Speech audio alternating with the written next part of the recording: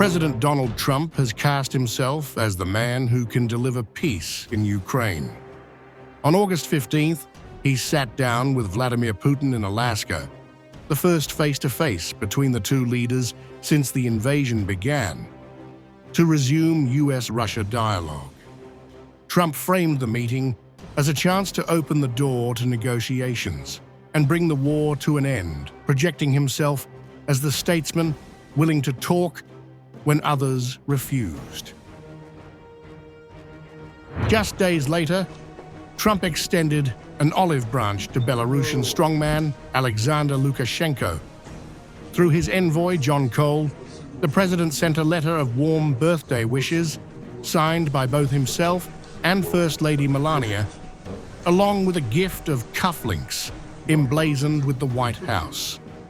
The gesture coincided with the release of 52 detainees from Belarusian prisons, including opposition journalists and foreign citizens, part of a deal brokered with Washington. For Trump, it was another attempt to reset relations and fold Minsk into his wider peace strategy.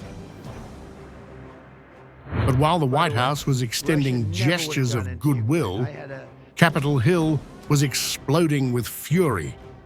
A bipartisan group of senators unveiled a bill that would formally designate Russia and Belarus as state sponsors of terrorism, the harshest possible label under US law, unless abducted Ukrainian children were returned.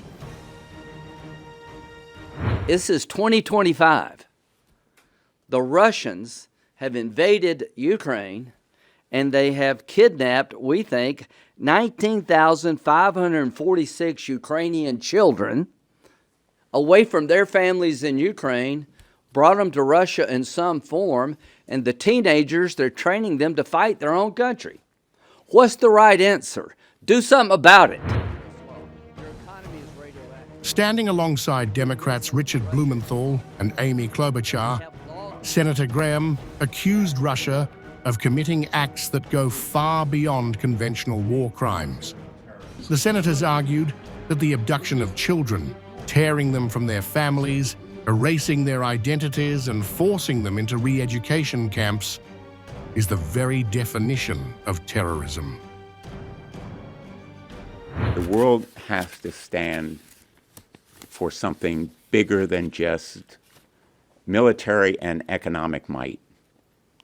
There is a moral imperative about the abduction and kidnapping of children, sending them to families where their identities are erased, or re-education institutions where they are remolded as people. This kind of atrocity we thought ended decades, even centuries ago. The inclusion of Belarus in the bill sends a direct message to Lukashenko.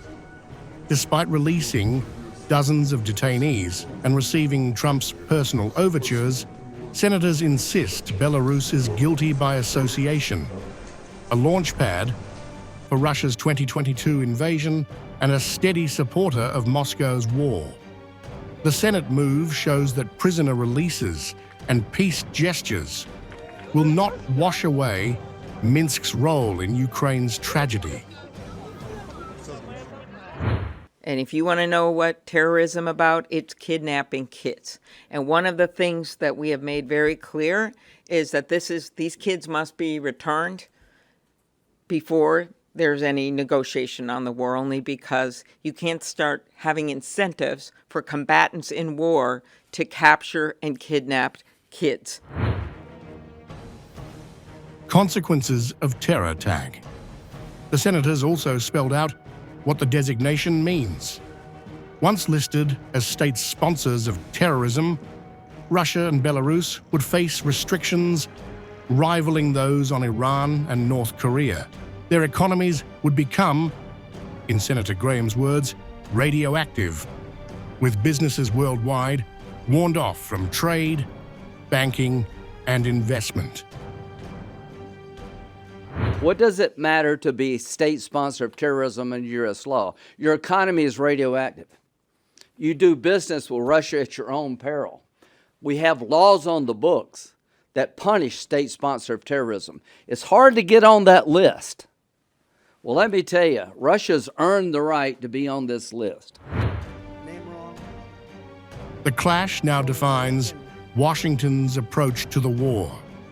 On one side, President Trump is attempting to craft a peace framework through dialogue with Putin and outreach to Lukashenko.